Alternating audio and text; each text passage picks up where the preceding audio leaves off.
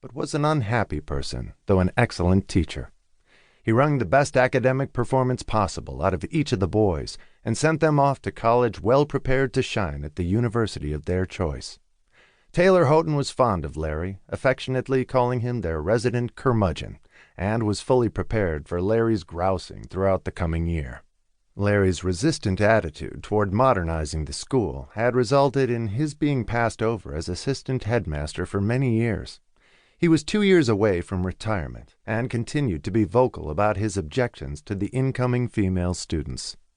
When the previous assistant headmaster retired, faced with such a major change at the school, the board had conducted a 2-year search and was jubilant when they succeeded in wooing a brilliant young African-American woman, assistant headmaster of a rival prep school.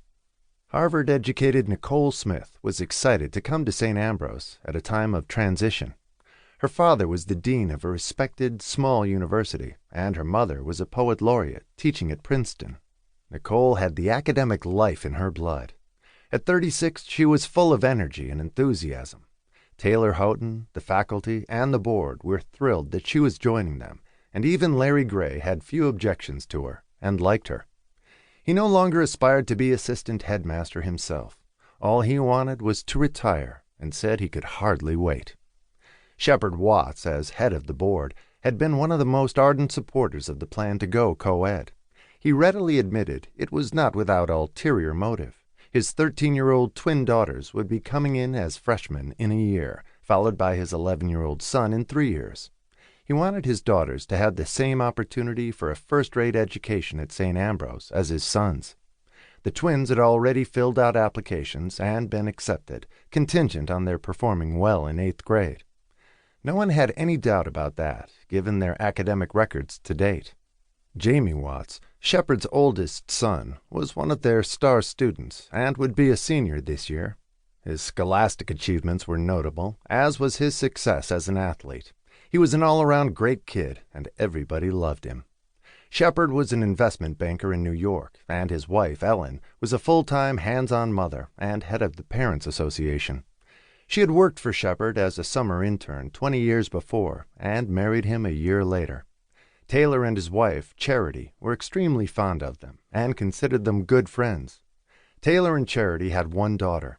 She was married, a pediatrician, and lived in Chicago. Charity taught history and Latin at the school and was excited that she'd be teaching girls this year.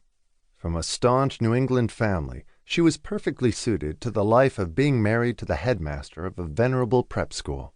She was proud of Taylor and his position. He was 10 years away from retirement and loved the school. Despite its size, there was a family feeling to it, and Charity made a point of knowing as many of the students and parents as she could. Like other members of the faculty, she served as counselor to a group of students whom she followed for all 4 years. She would be working on college applications with her senior counselees almost as soon as they started school, writing recommendations for them and advising them on their essays. Most of the students at Saint Ambrose applied to Ivy League colleges, and an impressive number of their applicants were accepted every year. Taylor and Nicole Smith were standing on the steps of the administration building, watching students arrive, when Shepard Watts and his son Jamie drove in. Shep left Jamie to find his friends and came up the steps to greet Taylor and Nicole. She looked bright-eyed and excited as she watched the procession of SUVs file in and go to designated parking areas for each class of students. "How's it going?" Shepard smiled at the assistant headmaster. "It's looking good," she said, smiling broadly. "They started arriving at 9:01. The parking lots were almost full as Shepard glanced at Taylor. "Where's Larry?" He was usually on hand to observe the arrival of the students. "They're giving him oxygen in my office," Taylor said, and all 3 of them laughed.